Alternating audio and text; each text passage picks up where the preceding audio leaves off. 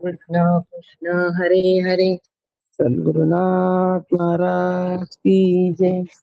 गुरुर्ब्रह्मा गुरुर्विष्णू गुरुर्देवो महेश्वरा, गुरु साक्षात परब्रह्म तस्मै श्री गुरवे नमः। तस्मै श्री गुरवे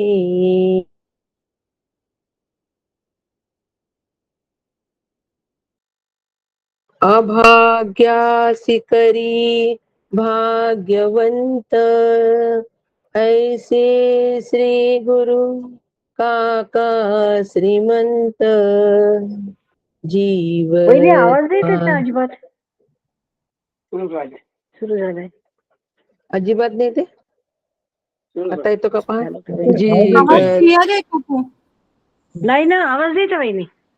बरं आता बघा. आवाज क्लिअर आहे. अभाग्यासी करी भाग्यवंत. आता येतोय का जयश्री? जयश्री आवाज येतोय का? हो हो येतोय येतोय. हा. अभाग्यासी करी भाग्यवंत, ऐसे श्री गुरु काका श्रीमंत जीवत्वाची खंत स्वरूपी विराली श्रीराम जीवना देण्या अर्थ सद्गुरु काका समर्थ. वहिनी माझ्याकडून गडबड आहे का? आवाज नाही येत आहे? हो. जीवत्वाचा अंत आत्मा नाही, आवाज आम्हाला पण फार कमी येतोय. कमी येतोय? अजिबात नाही येते म्हणजे वहिनी. क्लिअर नाही येते. आमच्याकडे व्यवस्थित आहे. आम्हालाही व्यवस्थित येत आहे. आवाज येतोय काकू? आम्हाला पण व्यवस्थित एक येत आहे. मिनिट. आता बघा. नाही ना. आता बघा. आता येतोय का आवाज? नाही नाही. नाही येत. छान आवाज येतो. काकू आवाज आवाज येतोय? तुम्ही एकदा एक्झिट होऊन पुन्हा जॉईन करून पहा. बरं बरं ठीक आहे. बर. हा, करून पाहते वहिनी तसं. हा ठीक. हा आवाज व्यवस्थित आहे. बर. हा. शुका सारिखे पूर्ण वैराग्य जाचे, वसिष्ठा परी ज्ञान योगेश्वराचे, कवी वाल्मिका सारिखा मान्य ऐसा, नमस्कार माझा सद्गुरु रामदासा. श्रीराम समर्थ श्रीराम. आवाज येतोय का? होय व्यवस्थित आहे. अगदी व्यवस्थित. आता व्यवस्थित येतोय. हा. स्पष्ट आवाज आहे. व्यवस्थित येतोय. स्पष्ट आवाज आहे. हा.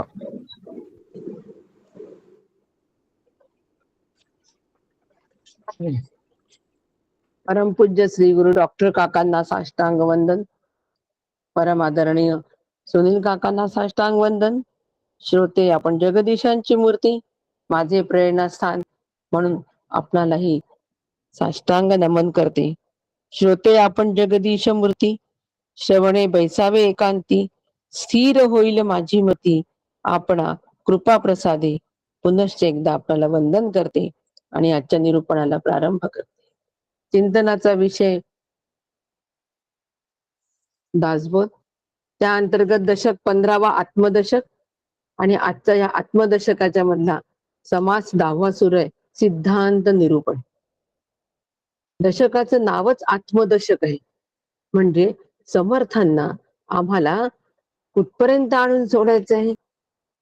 आम्हाला आत्मदशेपर्यंत आणून सोडायचं. आत्मस्थितीपर्यंत, दशा नाही म्हणायची, आत्मदशाने जीवदशा, आत्मस्थितीपर्यंत आणून सोडायचंय. आणि आत्मस्थितीपर्यंत आणण्यासाठी समर्थांनी एक एक समास आमच्या समोर असा उलगडत ठेवलेला आहे. पिंडोत्पत्ती, सूक्ष्म निरूपण, आणि प्रत्येक ह्याच्यातून आम्हाला ती अधिष्ठान दृष्टी आमची तयार केलेली आहे. ह्या अधिष्ठान दृष्टीच्या एकदा ती तयार झाली म्हणजे मग आम्ही कुठे येऊ? अधिष्ठान दृष्टी तयार झाली म्हणजे मग आम्ही आत्मस्थितीला प्राप्त होऊ.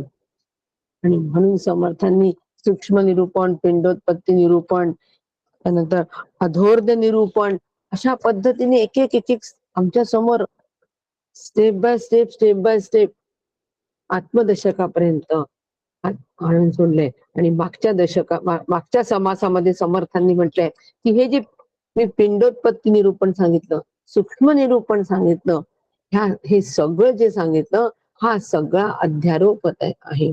हा सगळा अध्यारोप म्हणण्यापेक्षा समर्थांनी या ठिकाणी शब्द वापरलेला आहे या ठिकाणी की हे सगळं पूर्व पक्ष आहे. हा अध्यारोपित पूर्व पक्ष, अध्यारोपाचा पूर्व पक्ष मांडलेला आहे. म्हणजे आधी मिथ्या उभारावे आणि मग ते ओळखून सांडावे. आधी मिथ्या जगताची उभारणी करायची, त्याला ओळखायचं आणि मग ओळखून त्याचा बाध करायचा आणि सत्य स्वरूपाला सिद्धांत पक्षाला प्राप्त व्हायचं. म्हणून अध्यारोप जेवढा आहे हा सगळा पूर्व पक्ष आहे. पूर्व पक्षाची मांडणी ही सगळी देहादी जगताबद्दलची असते आणि त्या सगळ्या देहादी जगताबद्दलच्या मांडणीचा आम्ही नीट बारकाईने विचार करून मग सिद्धांत पक्षाला आम्हाला तिथे प्रस्थापित करावं लागतो. आणि म्हणून समर्थांनी आता हा जो 10वा समास आमच्या समोर जो मांडला आहे हा सिद्धांत निरूपण आहे. मग आता सिद्धांत म्हणजे काय? कशाला सिद्धांत म्हणतात? आम्हाला अनेक सिद्धांत व्यवहारातले माहित असतात, गणितातले सिद्धांत माहित असतात, त्यानंतर केमिस्ट्रीचे सिद्धांत माहित असतात, अनेक गोष्टींचे सिद्धांत माहित असतात. परंतु अध्यात्मशास्त्रामध्ये सिद्धांत कशाला म्हणतात हे एकदा जर आम्ही नीट समजून घेतलं तर प्रत्येक वेळेला आमची मांडणी जी आहे ही मांडणी कशाची मांडणी?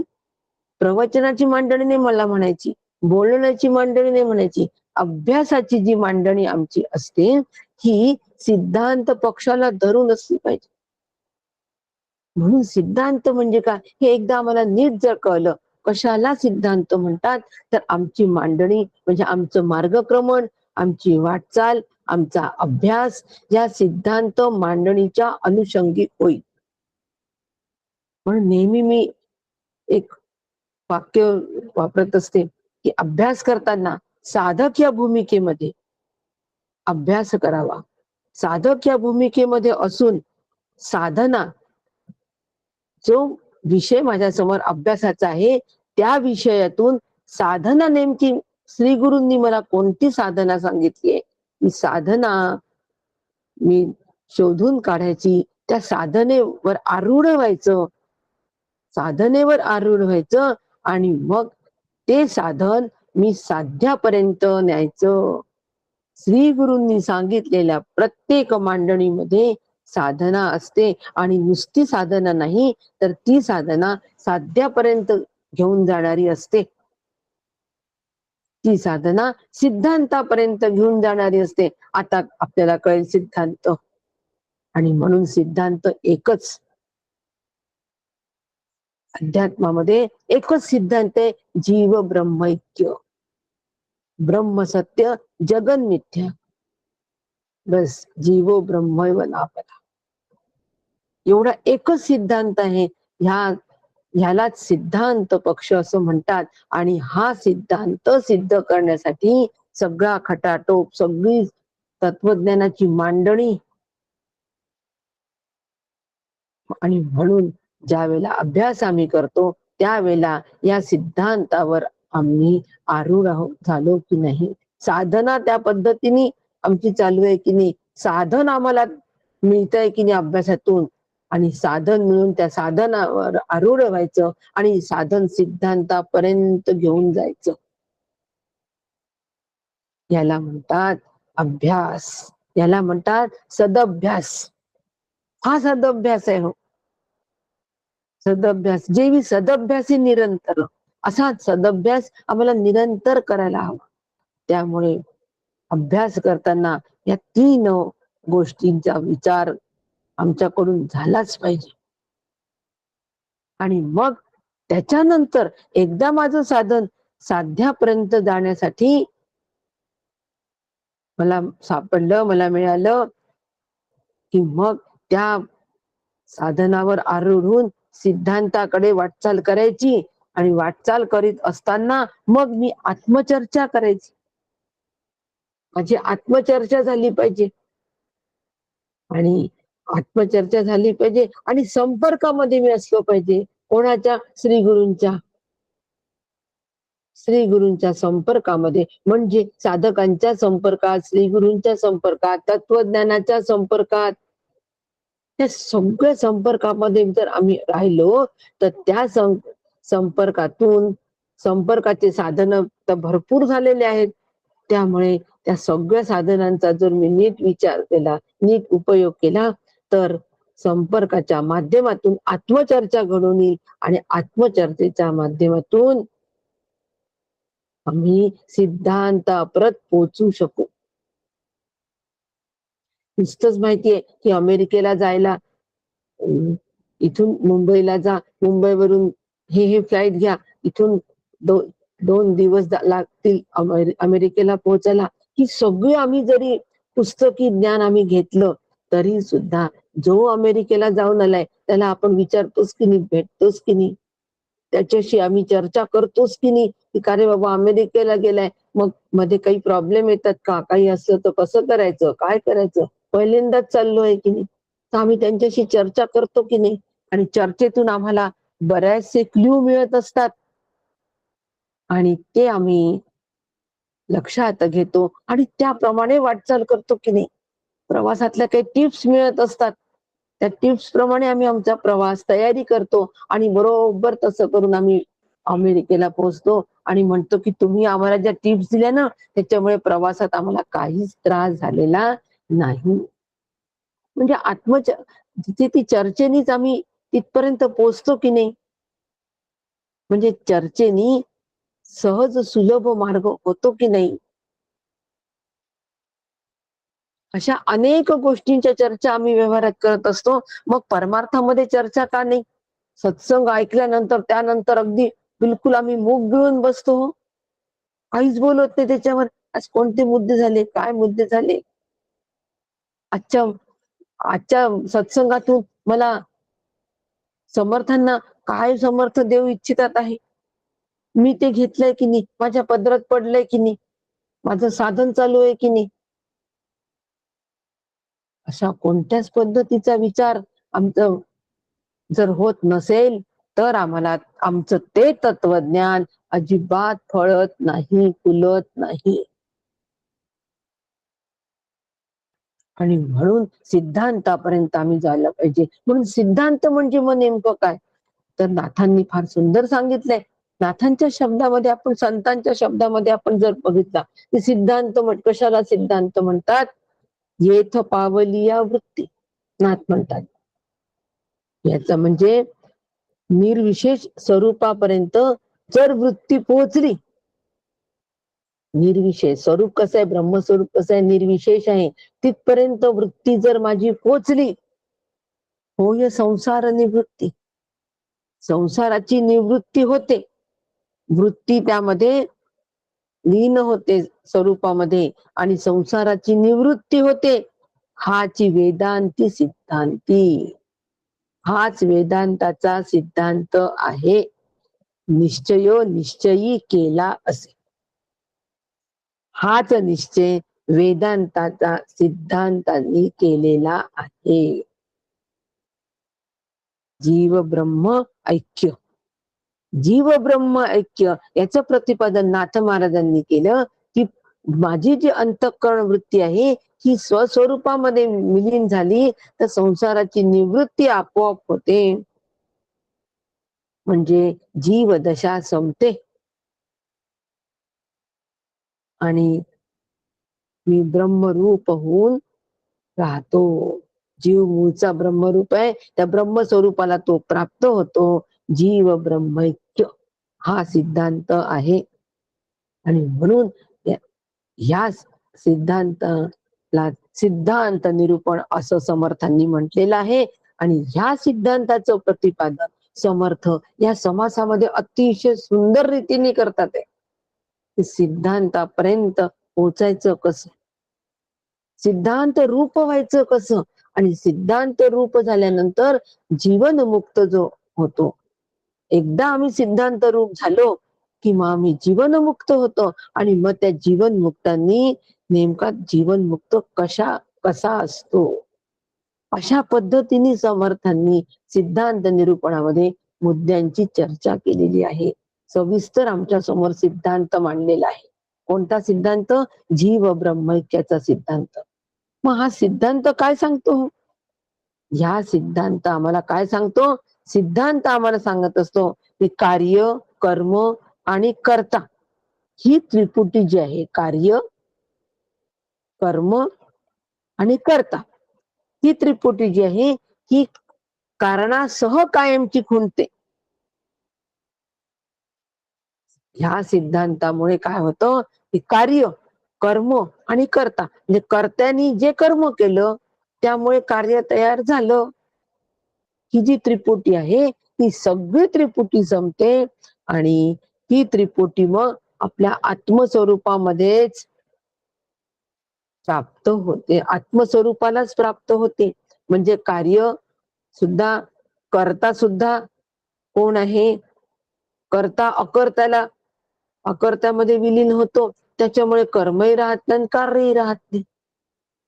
मी अकर्ता या भूमिकेमध्ये एकदा येऊन पोचलो, जीव अकर्ता या भूमिकेमध्ये एकदा येऊन पोचला की मग कार्य आणि कर्म याला काहीच अस्तित्व राहत नाही. म्हणजे त्रिपुटीचा पूर्ण लय झाला, त्रिपुटीचा बाध झाला. असा हा सिद्धांत आम्हाला सांगत असतो. कोणता सिद्धांत? जीव ब्रह्म ऐक्य. कोणता सिद्धांत? येथ पावलिया वृत्ती होय संसार निवृत्ती. वृत्ती स्वरूपामध्ये पूर्णपणे लीन झाल्याशिवाय संसाराची निवृत्ती होत नाही. संसार निवृत्त म्हणजे संसार नष्ट का? अजिबात नाही. संसाराचा बाध, संसाराला दिलेलं सत्यत्व आम्ही. संसार म्हणजे काय? देहादी जगत, ब्रह्मांड, पिंड ब्रह्मांड, ह्या सगळ्याला दिलेलं जे सत्यत्व आहे, ह्याच्यातलं सत्यत्व केव्हा नष्ट होईल? ज्या वेळेला ही वृत्ती स्वरूपामध्ये लीन होऊन जाईल आणि मग भरला घनदाट हरी दिसे, एवढंच राहील. फक्त हाच अनुभव राहील. बस त्या ठिकाणी संसार राहणार नाही. उपाधी वेगळे तुम्ही निर्विकार, करिता संसार तुम्हा नाही. सगळ्या उपाध्या त्या ठिकाणी गळून पडलेल्या असतील. याला सिद्धांत असं म्हणतात. आणि म्हणून समर्थ सुरुवात करतात त्या सिद्धांत निरूपणाच्या सुरुवातीला. समर्थ निरूपणाला सुरुवात करतात आहे की गगनी अवघेची होत जाते, गगना ऐसे तगे नाते. एक दृष्टांत आम्हाला समर्थांनी दिलेला आहे. सुरुवातीला आम्हाला 3 ओव्यांमध्ये 3 दृष्टांत समर्थांनी दिलेले आहेत. आणि कशासाठी ते दृष्टांत दिले? समर्थांना आम्हाला ब्रह्मस्वरूपाचं नीट स्वरूप सांगायचं आहे. कसं आहे हो ब्रह्मस्वरूप? ते निश्चळ आहे. ब्रह्मस्वरूप निश्चळ आहे. ब्रह्मस्वरूप जे चळेना ढळेना, जे तुटेना फुटेना, समर्थ म्हणतात. जे चळत नाही, ढळत नाही, तुटत नाही, फुटत नाही, रचेना ना खचेना, जे रचेना ना खचेना, परब्रह्म ते. अशा पद्धतीचं हे परब्रह्म स्वरूप आहे की अत्यंत स्थिर आहे. त्याच्या स्थिरत्वाला धक्का नाही. स्थिरत्वाला धक्का केव्हा लागतो? ते खचलं की लागतो, ते ढळलं की लागतं, ते चळलं की लागतो, ते तुटलं की लागतो, ते फुटलं की लागतं. त्याच्यामधलं स्थिरत्व त्यावेळेला भंगतो. पण परब्रह्म हे अतिशय स्थिर आहे. हे आम्हाला सुरुवातीला समर्थांनी सांगितलेलं आहे. या उदाहरणावरून. कोणतं उदाहरण दिलं समर्थांनी? समर्थ म्हणतात की ढग, वारा, ऊन, चांदणी अशा अनेक पद्धतीचे परिवर्तन या आकाशात होतात. होतात की नाही? मान्य आहे की नाही? पावसाळ्यामध्ये ढग येतात, थोड्या वेळाने ते निघून जातात. काय आभाळ आलं, उडून गेलं. एवढं आभाळ आलं, पाऊस आला, थोड्या वेळाने चालला गेला. अनेक स्थित्यंतर ह्या आकाशात होतात. पण आकाश मात्र आकाश स्थिर आहे. आकाशाचा दृष्टांत देऊन आम्हाला समर्थांनी पटवलंय की ब्रह्मस्वरूप, ब्रह्म कसं आहे? रचेना खचेना, ढळेना, चळेना, ते स्थिर आहे, तुटेना, फुटेना. कठोपनिषदामध्ये ब्रह्मस्वरूपाचंच वर्णन सगळं केलेलं आहे. कसं आहे ब्रह्मस्वरूप? अत्यंत स्थिर असं आहे. म्हणून मग आम्हाला स्थिर म्हणजे कसं हो कळणार नाही. म्हणून आकाशाचं उदाहरण दिलं. त्यातल्या त्यात आकाश कसं स्थिर असतं, त्याच्यात कधी बदल होताना पाहतात का? तसं या आकाशामध्ये ज्याप्रमाणे ढग, वारा, ऊन, चांदणी असे स्थित्यंतर दिसतात, अगदी त्याप्रमाणे या ब्रह्मस्वरूपामध्ये नामरूपात्मक चंचल सृष्टीचे स्थित्यंतर दिसतात. म्हणून ज्या वेळेला आम्हाला सिद्धांत पक्षाला प्राप्त व्हायचंय, ज्या वेळेला आम्हाला सिद्धांत रूप व्हायचं आहे, त्यावेळेला त्या सिद्धांत रूपाच्या आड येणारा जेवढा काही अध्यारोप आहे, जेवढी काही माया आहे, या सगळ्याचा निराश आम्हाला करायचा आहे. ही चंचल सृष्टी याच्या आड येते हो. या सिद्धांताच्या आड येणारी, सिद्धांत रूपाला प्राप्त होण्यासाठी आड येणारं काय आहे? ही चंचल सृष्टी आहे. आणि म्हणून या चंचल सृष्टीचा आम्हाला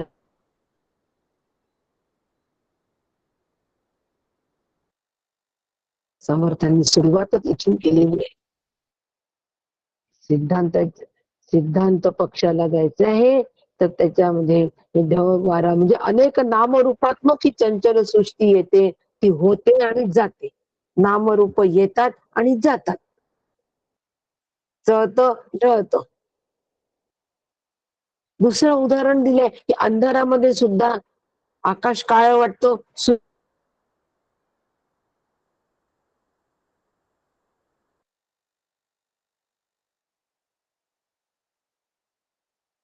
आम्हाला जे सांगायचंय ते हे महत्वाचं सांगायचं आहे. ते चौथ्या ओळीत सांगितलेलं आहे. हे 3 दृष्टांत का दिले?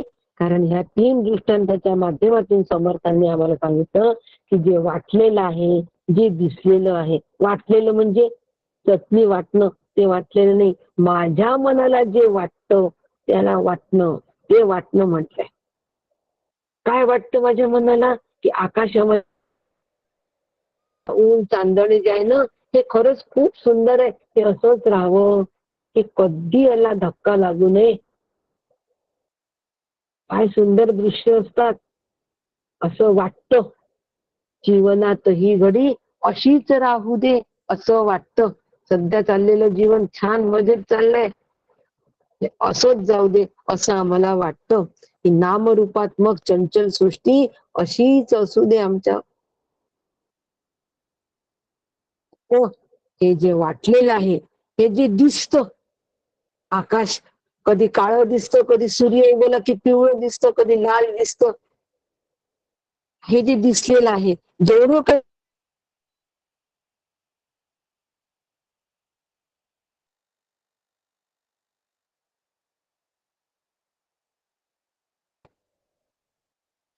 हवेत गारठा वाढला, थंड वातावरण झालं हो, होतं की नाही? थंड वातावरण होतं की नाही? खूप गरमी होते, जरा थंड वातावरण झालं पाहिजे. आणि होतं हो थंड वातावरण. काल होतं आमच्याकडे थंड वातावरण, पाऊस पडला. आता हे जे होतं, हे जे जातं, हे सगळं सापेक्षता आहे. हे सगळं रचेना, खचेना, ढळेना, रचणं, खचणं, ढळे ना शब्द नाही तिथे, ना हा उपसर्ग लागणार नाही. रचणं, खचणं, ढळणं, तुटणं, फुटणं या सगळ्या सापेक्षतेमध्ये बसतं. आणि ह्या सापेक्षतेचा विचार जर आम्ही करत असू, तर आम्ही सिद्धांत पक्षाला नाही, आम्ही अध्यारोपामध्ये, पूर्व पक्षामध्येच रमतो आहे. म्हणून जितकं वाटलेलं, दिसलेलं, होणं, जाणं हे जेवढं आहे, यात आम्हाला रमता कामा नये, तिथे रेंगाळता कामा नये.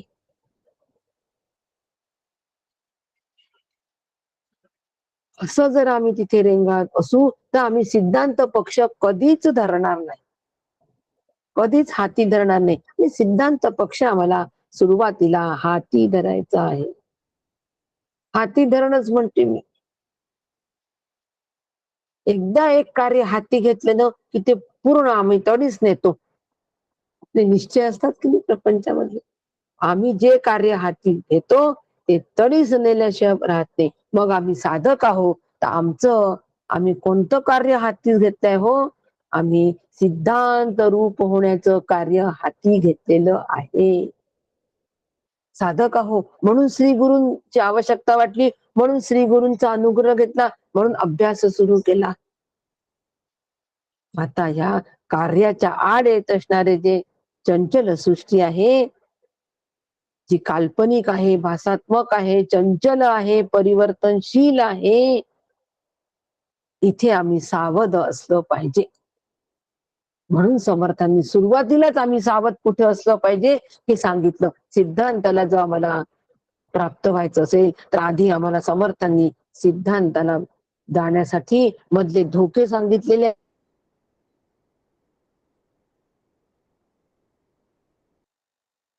ते आम्ही नीट वाचायच्या. कोणत्या पाटा असतात हो? हेच की जे खंडेच नाही अखंड, जे उदंडावनी उदंड, गगनावनी वाढ आणि सूक्ष्म आहे. सूक्ष्माला गवश निघालायचे तर सूक्ष्म अंतःकरण वृत्ती माझी झाली पाहिजे. आणि म्हणून समर्थ म्हणतात आहे की उत्तम जाणीवेचा जिनस समजून पाहे सावकाश, निराभास ते आकाश भास मिथ्या. ज्या वेळेला आम्हाला शुद्ध जाणीव रूप ब्रह्माचा अनुभव येतो, आता या वाटलेल्या, दिसलेल्या, होण्याला, जाण्याला जे खचणार आहे, ढळणार आहे, तुटणार आहे, फुटणार आहे, यामधून हा जो सगळा भास आम्हाला होतो आहे, हा आमचा भास केव्हा जातो, केव्हा तो भास ठरतो, तो भास केव्हा ठरतो. आधी आम्हाला हे सगळं सत्य वाटतं, पण तो भास केव्हा ठरतो? ज्यावेळेला आम्हाला ब्रह्माचा शांत अनुभव येतो. कसं हो, तुमच्या घरी आलं की शांत वाटतं असं का म्हणतो मी? कारण आमच्या घरी अशांती असते. अशांतीच्या सापेक्ष आम्ही आपल्या घरी आलं की शांत वाटतं असं म्हणतो. अगदी त्याप्रमाणे आम्हाला ब्रह्माचा ज्यावेळेला अनुभव येतो शांत, त्यावेळेला असणार सगळं वेगळेपणाने असणार भास ठरतो. तुमच्याकडे आलं की शांती वाटते म्हणजे आमच्याकडे अशांती आहे. ब्रह्मानुभवामध्ये ब्रह्माचा शांत अनुभव आम्हाला आल्यानंतर वेगळेपणाने जी अशांती आहे ती आम्हाला जाणवलीच पाहिजे. आकाश जरी आहे म्हटलं तरी आकाशाचा निळेपणा हा भ्रमच आहे हे आमच्या लक्षात आलं पाहिजे. प्रपंच हा भ्रमच आहे, संसार भ्रमच आहे. जेवढे वेगळेपणाने अनुभव येतो तो सगळा भ्रम आहे. सिद्धांत पक्षाकडे चाललोय आम्ही. एक एक पदर उलगडायलाच पाहिजे हो. एकदम सिद्धांत पक्षाला प्राप्त होऊ का आम्ही जीव ब्रह्म ऐक्याला? अजिबात नाही. ही सगळे पदर उलगडत जेव्हा जातील ना, तत्वज्ञानाचे पदर उलगडत गेले पाहिजे, त्यावेळेला मग आम्ही, आपल्याला जर एखादं वस्त्र घ्यायचं असेल, अशी साडी घ्यायची असेल, पसंत पडलेली जी साडी आहे ना ती आम्ही सगळी उलगडून बघतो की नाही. पसंत पडलेलं जे वस्त्र आहे ते आम्ही म्हणतो दुकानदाराला जरा घडी मोडून दाखवा. नुसती घडी मोडतो का? ट्रायल रूम मध्ये जाऊन त्याची ट्रायल घेतो की हे नीट बसतंय का. त्याप्रमाणे, अगदी त्याप्रमाणे ज्यावेळेला सिद्धांत रूप आम्हाला व्हायचं आहे त्यावेळेला तत्वज्ञानाचे पदर उलगडल्याच गेले पाहिजे. आणि तत्वज्ञानाचे पदर उलगडणारे कोण असतात? फक्त श्री गुरु. फक्त श्री गुरु आम्हाला तत्वज्ञानाचे पदर उलगडून देत असतात. आणि मग आमच्या समोर स्पष्ट स्वरूप करतरी आवळा जैसा हरी. पण ती उलगडलेली घडी आमच्या नीट लक्षात आली पाहिजे. काठ कुठून आहे, त्याच्यानंतर त्याची बॉर्डर कशी आहे, पदर कसा आहे, टेक्स्चर कसं आहे, हे आमच्या जर नीट लक्षात राहिली असेल तर आम्ही पटकन निर्णयावर येतो ही साडी सिलेक्ट. तसं तत्वज्ञानाचे पदर आमच्या नीट लक्षात आले पाहिजे, उलगडलेले पदर लक्षात आले पाहिजे. खूप महत्वाचे अभ्यासाच्या दृष्टीने अशा पद्धतीने माझा अभ्यास व्हावा. आणि म्हणून समर्थ म्हणतात आहे की आता वेगळेपणाने येणारा जो अनुभव आहे हा सगळा भास आहे, पक्क लक्षात ठेवायचा.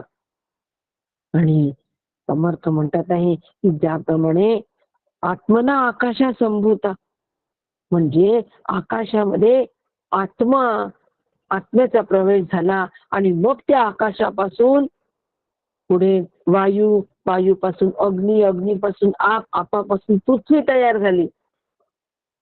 परंतु आम्हाला अनुभव पृथ्वीपासून असतो, उलट्या क्रमाने आमचा अनुभव असतो. पृथ्वी जड तत्व आहे, आधी सगळ्यात पहिले आम्हाला या पृथ्वीचाच अनुभव येतो की नाही.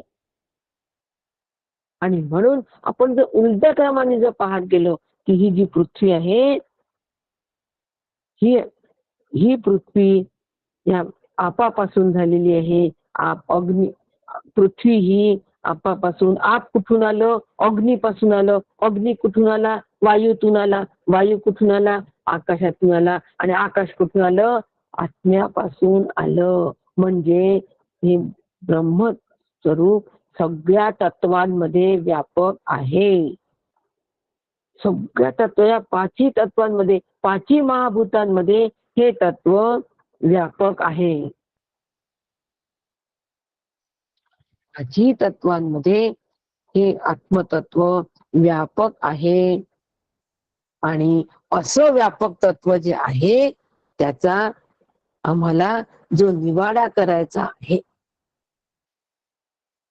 जे निश्चळ आत्मा आहे, ब्रह्म निश्चळ, आत्मा निश्चळ आहे, ब्रह्मतत्व असं जे स्थिर आहे, निश्चळ आहे, जे कधी तुटत नाही, फुटत नाही, चळेना, ढळेना, रचेना, खचेना, असं हे जे ब्रह्मतत्व आहे ह्याचा निवाडा आम्हाला शास्त्र शुद्ध विचारांनी आणि ज्याचा त्यालाच करावा लागतो. विवरणेची निवळते प्राणी मात्रासी. समर्थांची काय शब्द रचना आहे, ज्याचा त्याला करावा लागतो. निवड ज्याची त्याला करावी लागते.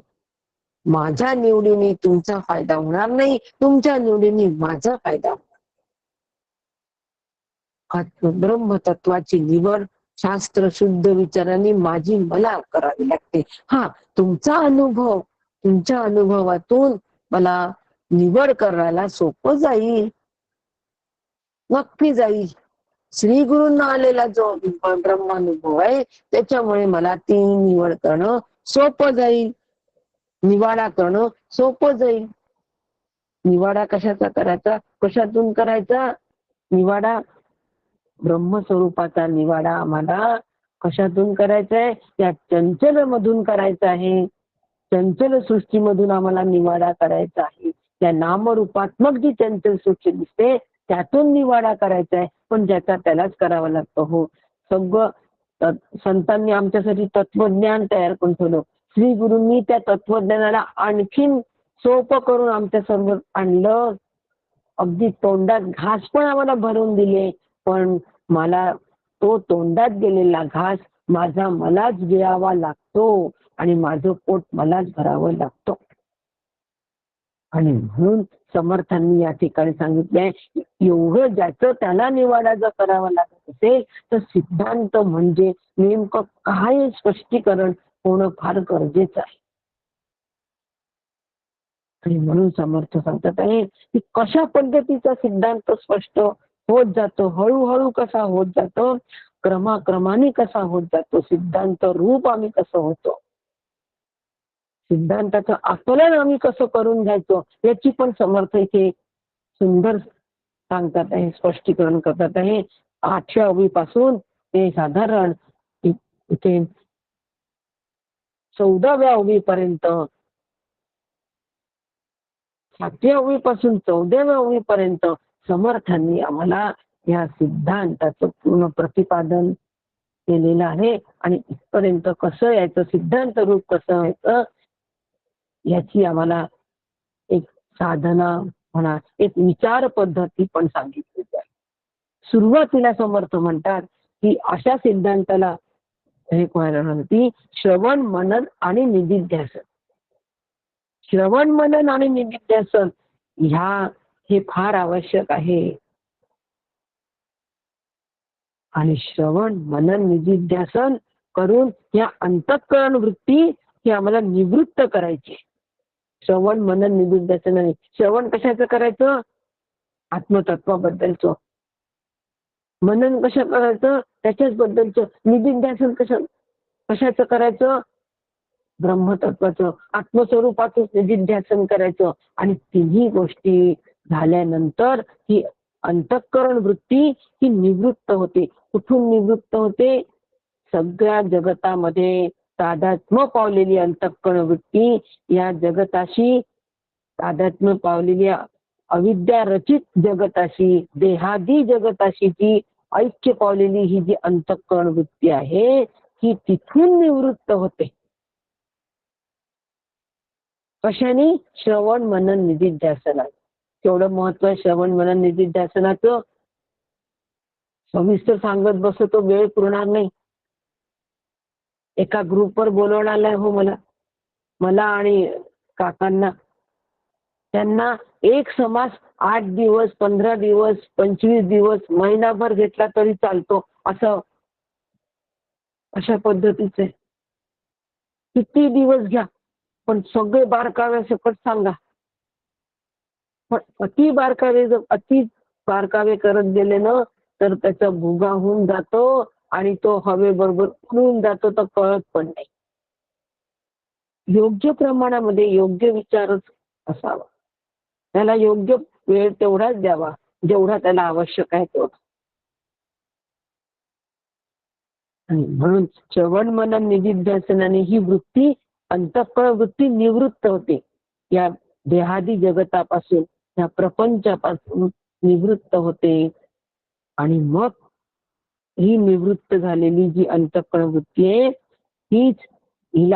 हीच पुढे ब्रह्माशी ऐक्य पावते. जीव मूळचा ब्रह्मरूप आहे हे त्याला कळतं, हे त्याचं, आणि त्याला हे ज्ञान होतं आणि त्या ज्ञानाला सहजता येते, ते विज्ञान होतं. तो शब्द काकांनी वापरलेला आहे. झाली आणि तुटी होणार नाही. सिद्धांत पक्ष. याची सिद्धांत पक्षाला प्राप्त होण्यासाठी श्रवण मनन निधिध्यासनाच्या अंतर्गत माझी अंतःकरण वृत्ती ही बाकीच्या पंचविषयांच्या हाका ऐकून येते. काका काय म्हणतात त्या सकाळी कथमध्ये सुंदर ओवी होती कथेची की पंचविषयाच्या हाका ऐकू येत नाही. एवढा एकच शब्द पूर्ण ओवी घेतली तर फार मुश्किल होईल. पंचविषयाच्या हाकाच ऐकू येत नाही त्या अंतःकरणाला. म्हणजे तिकडे ते ओढल्यात जात नाही, आकर्षित होत नाही. काय सुंदर शब्द रचना आहे, पंचविषयाच्या हाका. तुम्हाला माझी हाक ऐकू नाही आली का? मी इतकं तुम्हाला हाक देतोय. नाही हो, आमचं लक्ष तुम्ही जरा दुसरीकडे होतं. म्हणतो की आपण आमचं लक्ष दुसरीकडे होतं. कशाकडे होतं? जरा बातम्यांकडे लक्ष होतं की 9 तारखेला शपथविधी आहे, तर मग कसं इकडे आमचं लक्ष होतं. म्हणून तुमच्या हाका आम्हाला ऐकूच नाही आल्या. एवढ्या मोठ्याने मी हाक देत होतो तरी पण नाही आल्या, कारण लक्ष तुमच्या हाकांकडे नव्हतं. तसं या अंतःकरणाचं लक्ष आता या विषयांच्या हाकांकडे नसतं. पंचविषयांचे, पंचज्ञानेंद्रियांचे 5 विषय यांच्या हाकांकडे नसतो. ते फक्त आत्मस्वरूपाकडेच लक्ष असतो. आणि असं असेल तर आम्ही सिद्धांत पक्षाला सहज प्राप्त होतो आणि त्याचं विज्ञान होतो. आणि म्हणून जेथे ज्ञानाचे होते विज्ञान आणि मनाचे होते उन्मन, तत्वनिर्शनी अनन्य विवेकी होते. म्हणून श्रवणाधिकांनी म्हणजे श्रवण मनन निधिध्यासनाने ज्यावेळेला हे अंतःकरण पूर्णपणे निवृत्त होतं आणि ह्या पूर्ण दृश्य सृष्टीचा विवेकाने निराश होतो. कोणता विवेक हो? आपण 3 विवेक बघितले, सविस्तर नाही सांगत. दृश्य सृष्टीचा 3 विवेकाच्या माध्यमातून निराश होतो. आत्मनात्म विवेक, सारासार विवेक, ज्यांनी हा पूर्णपणे निराश होतो. नित्य नित्य विवेक, तिन्ही विवेकाच्या माध्यमातून ज्याला दृश्य सृष्टी ही मिथ्या आहे, हा आमचा निर्णय अंतःकरणाचा पूर्णपणे होऊन जातो. हा निर्णय होणं खूप गरजेचं आहे. नुसतं ब्रह्मसत्य ब्रह्मसत्य म्हणून होणार नाही. देहादी जगत मिथ्या आहे हे आम्हाला प्रत्येक वेळेला आम्हाला आमच्या अंतःकरणाला पटवून द्यावं लागेल. त्याला समजावून सांगावं लागेल. माझं मला समजावून सांगावं लागेल. त्याच वेळेला ज्ञानाचं विज्ञान होतं. त्याच वेळेला मी सिद्धांत पक्षावर आरूढ होतो. त्याच वेळेला हा जीव सिद्धांत पक्षावर आरूढ होतो, तोपर्यंत नाही.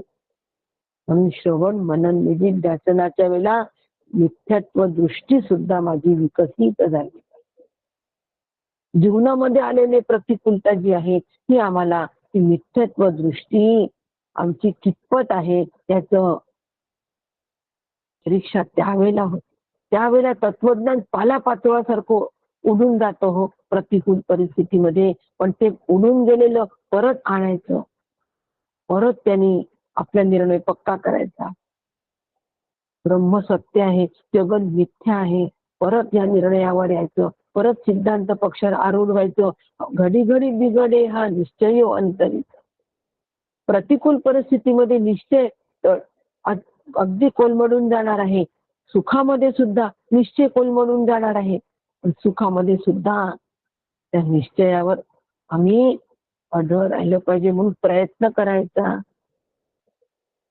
प्रयत्न करणं ही साधना आहे आणि प्रयत्नाला यश येणं हे सिद्धांत रूप होणं आहे. पण प्रयत्न केल्याशिवाय सिद्धांत रूप होऊ कसं, तत्रूप होऊ कसं. म्हणून प्रयत्न कसे करायचे, अशा पद्धतीचे करायचे प्रयत्न.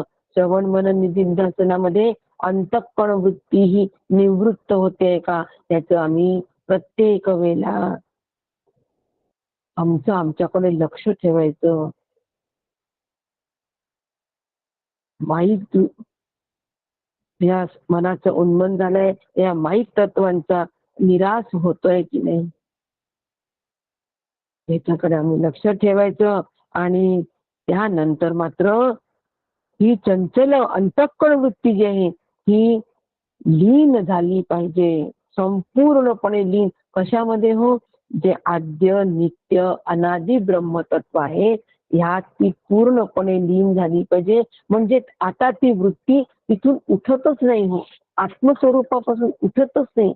येथ पावलिया ही वृत्ती निर्विशेष स्वरूपापर्यंत वृत्ती पोचली.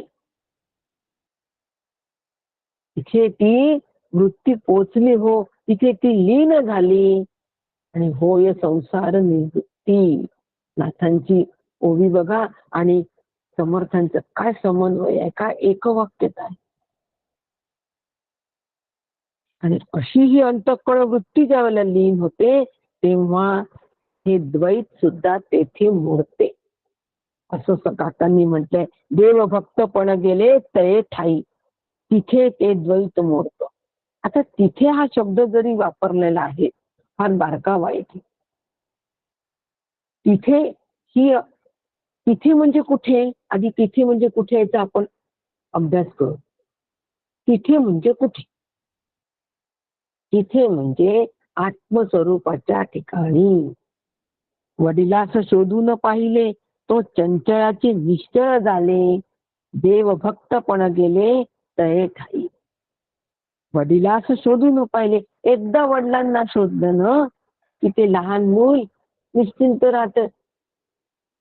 सापडले वडील, कुठेतरी हात सुटतो आणि हात सुटल्यानंतर ते भिरभिर भिरभिर फिरतं, दुकानांमध्ये रमतं. छोटं बालक दुकानांमध्ये रमतं, खेळण्यांचं दुकान दिसतं तिथे थोड्या वेळ रमतं, आईस्क्रीमचं दुकान दिसतं तिथे थोड्या वेळ रमतो. कोणी आईस्क्रीम देत नाही, कोणी खेळणी पण देत नाही, कोणी फुगा पण देत नाही, कारण खिशात काहीच नसतं. आणि मग त्यांना आठवण येते, माझे वडील कुठे गेले? वडील असते तर मला या सगळ्यांपासून सुख मिळालं असतं. सुखाला जर मला प्राप्त व्हायचं असेल तर वडिलांना शोधावं लागतं. थोडस आईस्क्रीम मागितलं दुकानामध्ये, आईस्क्रीम मला द्या, तो मोठा कप नाही देत. दुकानदार विचार करतो, लहान मुलगा आहे, एक चमचावर हातावर टाकलं तर चालला जाईल, एवढं चमचावर हातावर टाकतो.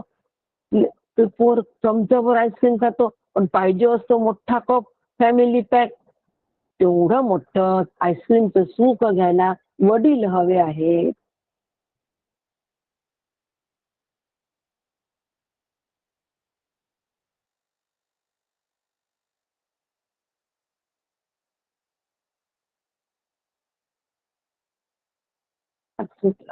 स्वरूपाचा अज्ञान तयार झालं आणि विषयांकडे, पंचविषयांकडे सुख द्यायला गेल्या. पंचविषय विचार करतात, तात्पुरतं सुख द्या याला. खेळण्यांच्या दुकानात गेला, काहीतरी छोटस खेळणं हातात टाकलं की तो जसा त्याला चूप करतो, छोट्या मुलाला त्याला पाहिजे असं 10 खेळणी. तसं विषय आम्हाला काय करतात, पंचविषय हातावर काहीतरी टिकवतात आणि तात्पुरतं सुख देतात. खरं सुख पाहिजे असेल, शाश्वत सुख पाहिजे असेल तर वडिलांकडे जा. वडिलांना शोधून काढले आणि शोधून काढण्यासाठी जे प्रयत्न केले त्याला साधना असं म्हणतात. आणि ती साधनाचं पण स्वरूप कसं आहे, एकच आहे, परंतु संवादी माईक आहे ते, म्हणून ते चंचलाचे निश्चळ झाले. ते संवादी चंचल जे आहे, ते जे प्रयत्न आहे वडिलांसाठी केलेले, ते सुद्धा एक दिवस निश्चळ झाले. वडिलांचा शोध लागला, बाबा आता मला सगळी खेळणी पाहिजे.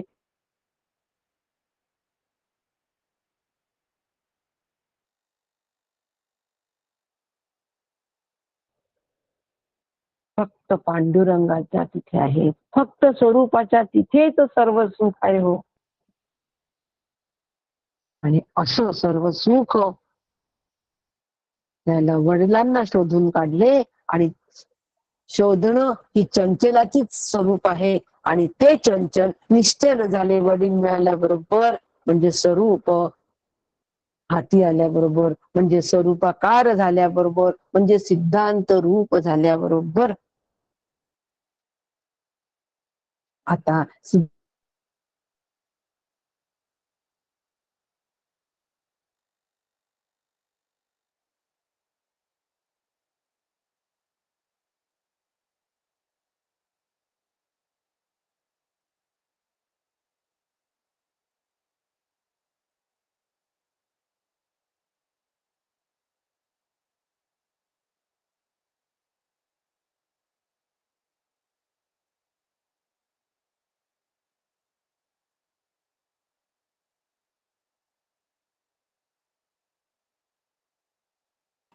आवाज नाही येत आहे. हो ना, आवाज येत नाहीये. शेला आवाजच बंद झाला. आवाज बंद झाला वहिनी. बहुतेक काकू लेफ्ट झाले. हा हा.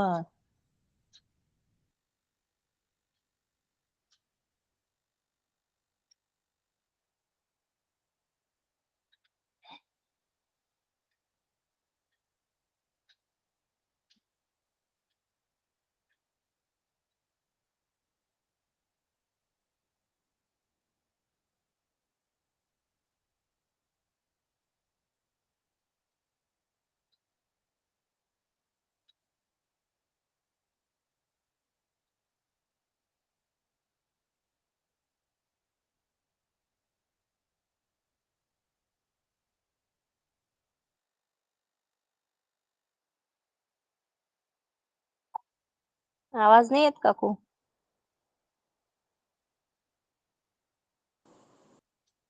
आवाज नाही येत वहिनी. त्यांना फोन लावून आवाज पाहतो. एकदम बंद झाला. आवाज नाहीये. काकू लॅब झालाय बहुतेक 1 मिनिट. हा झाले जॉईन परत आलंय आता. ठीक आहे सगळ्यांना. हो हो आला, आला. आला, आला. हा. मी आला. एकदम माझी मीटिंग हे होऊन गेली. मीटिंग मधून मी निघून गेले. काहीतरी नेट प्रॉब्लेम आहे. हरकत नाही. आपला समास आज पूर्ण होणार नाही, पण महत्वाचा समास आहे. तेवढा झाला तेवढा करू, मग थांबू, कारण नेट प्रॉब्लेम बराच येतोय. ठीक आहे. मग आता या ठिकाणी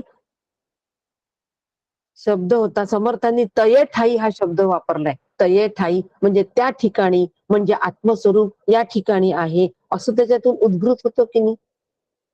या ठिकाणी आहे, पण हे आम्हाला समजावून सांगण्यासाठी म्हणून आमच्या व्यवहारातली भाषा समर्थांनी सांगितलीये. वास्तविक पाहता आत्मस्वरूपाच्या साठी येथे तेथे ही भाषा संभवत नाही, किंचितही संभवत नाही. पण अशी मांडणी करणं ही अध्यारोपाची मांडणी आहे. आणि अध्यारोपाची मांडणी करून आम्हाला अध्यारोपातून अपवादाकडे जायचंय. आम्हाला पूर्व पक्षाची मांडणी करून त्या पूर्व पक्षाला सोडून सिद्धांत पक्षाकडे जायचंय. सिद्धांत पक्षाकडे जाऊन सिद्धांत रूप व्हायचं आहे. अमेरिकेला कशाला जायचं? अमेरिकेत राहण्यासाठी, अमेरिकेचं सुख घेण्यासाठी. नुसतं अमेरिकेत जायचं, पोचलो अमेरिकेला, लगेच दुसऱ्या दिवशी वापस येतो का हो कोणी? अजिबात नाही. तिथे राहून तिथलं सगळं ऐशाराम सगळं सुख उपभोगतोच की नाही, आणि मग येतो. त्याच्यासाठी अमेरिकेला जातो. आणि म्हणून आम्हाला सिद्धांत पक्षाची मांडणी का करायची आहे? सिद्धांत रूप होण्यासाठी, सुखरूप होण्यासाठी. आणि म्हणून ठाव म्हणता पदार्थ नाही असं या ठिकाणी समर्थांनी म्हटलेलं आहे. आणि आता ह्या सिद्धांत पक्षाला जर आम्हाला प्राप्त व्हायचं असेल तर मात्र अज्ञान शक्ती निरसली, ज्ञान शक्ती मावळली, वृत्ती शून्य कैसी झाली स्थिती पहा. आता मल, विक्षेप आणि आवरण, अज्ञान शक्ती निरसली. अज्ञानाच्या शक्ती आहे. अज्ञान म्हणजे काय? स्वरूपाचं अज्ञान. हे अज्ञान कशामुळे आलं हो? हे अज्ञान मल, विक्षेप, आवरण अज्ञानाचं स्वरूप आहे. अंतःकरण मलिन, अंतःकरण मलिन असल्यामुळे स्वरूप झाकल्या गेलं. अंतःकरण चंचल असल्यामुळे स्वरूप झाकायला गेलं. त्याच्यावर आवरण पण विपरीत ज्ञान झालं. अंतःकरण विक्षेप चंचल असल्यामुळे, अंतःकरणात विक्षेप तयार झाल्यामुळे काय झालं? विक्षेप तयार झाल्यामुळे काय झालं? विपरीत ज्ञान झालं. म्हणजे काय झालं? म्हणजे हे जग आम्हाला सत्य भासायला लागलं. विपरीत ज्ञान. वास्तविक पाहता सत्य काय आहे? ब्रह्म सत्य आहे. पण आम्हाला काय ज्ञान झालं? ब्रह्म सत्य असतानाही आम्हाला ज्ञान कोणतं होतंय? जग सत्य वाटतंय, देह सत्य वाटतंय, देहादी जगत सत्य आहे. हे विपरीत ज्ञान आहे. आणि हे विपरीत ज्ञान का झालं? विक्षेपामुळे. क्षेप म्हणजे आकार, विक्षेप म्हणजे आकार बिघडला. हे विक्षिप्त माणूस आहे होतो, म्हणजे विचित्र वागतोय तो. विक्षेप, मनाचा विक्षेप झाला, अंतःकरणाचा विक्षेप झाला. जे मूळचं होणे, जीव मूळचा ब्रह्मस्वरूप आहे, त्याच्यामध्ये विक्षेप तयार झाला, चंचलता तयार झाली, सगळं त्याचं ब्रह्मस्वरूपाची पूर्ण मोडूनच गेली. आणि विपरीत ज्ञान झालं. देहादी जगत सत्य आहे. आणि असं विपरीत ज्ञान झाल्यामुळे आवरण पडलं. कशावर? स्वरूपावर. आता ह्या तीनही शक्ती ज्या आहे, मल, विक्षेप आणि आवरण, ह्या मात्र ज्यावेळेला आम्ही सिद्धांत पक्षाला प्राप्त होतो, म्हणजे ब्रह्मस्वरूपाला प्राप्त होतो, त्यावेळेला या तिन्ही शक्ती ज्या आहेत अज्ञानाच्या, या मावळलेल्या पाहिजे. मल, विक्षेप, आवरण. मल आणि विक्षेप काढणं हे साधकाचं काम. मल दोष श्रवणाने जातो, हे साधकाचं काम आहे. श्रवण करायचा आणि अंतःकरण शुद्ध करायचं. त्या मलाने अंतःकरण माझं अशुद्ध झालेलं आहे. निष्काम कर्म करायचं. निष्काम कर्माने ते अंतःकरण शुद्ध होतं. मला दोष निष्काम कर्माने जातो. निष्काम कर्म म्हणजे काय हे श्रवणाने कळतं. तसं कसं कळेल आम्हाला? एकात एका व्यवस्थित पदर उलगडून घ्या. सगळ्यांना विनंती आहे हो, सगळ्या साधकांना विनंती आहे, व्यवस्थित पदर उलगडून घ्या तत्वज्ञानाचे. आणि उलगडून घेतल्यानंतर आपली घडी आपण बसवा. दुकानदार एकदाच घडी घालून देतो आणि साडी किंवा कपडा आम्ही ज्या वेळेला आमच्या ताब्यात घेतो, त्यानंतर घरी आल्यानंतर आपली घडी आपल्यालाच घालावी लागते. प्रत्येक वेळेला दुकानदार येत नाही. म्हणून संतांनी आमच्या समोर तत्वज्ञानाच्या घड्या घालून दिलेल्या आहेत. श्री गुरूंनी आम्हाला घड्या घालून दिलेल्या आहेत. ती घडी आम्ही स्वीकारायची आणि नंतर मात्र आमची घडी असलेल्या आहे त्या वातावरणात, आहे त्या लोकांमध्ये, आहे त्या परिस्थितीमध्ये तत्वज्ञानाची घडी माझी मी बसवून घ्यायची. याला अभ्यास म्हणतात, याला सदभ्यास असं म्हणतात. हा सदभ्यास आमचा नक्की व्हावा एवढाच प्रयत्न असतो बस. आणि म्हणून या तीनही अज्ञानाच्या शक्ती मावळल्या पाहिजे. आणि मी ब्रह्म आहे ही ज्ञान शक्ती, ही अज्ञानाची शक्ती केव्हा मावळेल? मी ब्रह्म आहे या ज्ञान शक्तीने या शक्ती अज्ञानाच्या शक्ती मावळतील. लक्षात घ्यायचं नीट. आणि त्याच्यानंतर मी ब्रह्मा ही ज्ञानशक्ती सुद्धा मावळली पाहिजे. आम्हाला समर्थ शक्तीच्या माध्यमातून समजावून सांगतात आहे. आणि काही ठिकाणी आपण आतापर्यंत अभ्यास केला, वृत्तीच्या माध्यमातून अभ्यास केला की मी ब्रह्म आहे ही वृत्ती सुद्धा मावळली पाहिजे. ज्यावेळेला वृत्तीच्या अभ्यासातून अभ्यास करू त्याला वृत्ती हा त्या ठिकाणी शब्द वापरू. या ठिकाणी शक्ती हा शब्द वापरलेला आहे. की अज्ञानाच्या शक्ती केव्हा मावळतात? ज्या वेळेला मी ब्रह्म आहे ही ज्ञान शक्ती त्या ठिकाणी येते, त्यावेळेला शक्तीला शक्तीनीच द्यावं लागेल की नाही हो. तोंड टाकला, अणुबॉम्ब टाकला, आम्हालाही त्यांनी जर हे टाकले 2 हे टाकले असे अणुबॉम्ब टाकले तर आम्हाला 3 टाकावेच लागतील की नाही. शक्तीला शक्तीनेच आम्हाला वापर करावा लागेल की नाही. आणि म्हणून अशा पद्धतीने आम्ही निशक्तीचा मुकाबला करू शकतो. आणि त्यानंतर ती शक्ती सुद्धा निवृत्त झाल्यानंतर तथाकथित आत्मस्थिती उरते. त्यांनी 2 अणुबॉम्ब टाकले, आम्ही 4 अणुबॉम्ब टाकले, सगळं खतम, शांत स्थिती. मग काहीच शिल्लक नाही हो. आता काय म्हणतो आपण, युद्ध थांबलं, शांतता झाली. तसं आमचं हे जे युद्ध आहे ना, कोणतं युद्ध हो? अज्ञानाला ज्ञानशक्तीने तोंड द्यायचं. हे सतत आमचं युद्ध असणं म्हणजे साधनेचं स्वरूप आहे. ज्या ज्या वेळेला मला अज्ञान ग्रासतो त्या वेळेला मी ज्ञानशक्तीने त्याच्यावर मात केली पाहिजे. मिसाईल सोडलोच पाहिजे ज्ञानशक्तीचं. त्यांनी 2 मिसाईल सोडले, आम्ही 10 मिसाईल सोडू. 200 मिसाईल हो. आता इराक मध्ये 200 मिसाईल सोडले.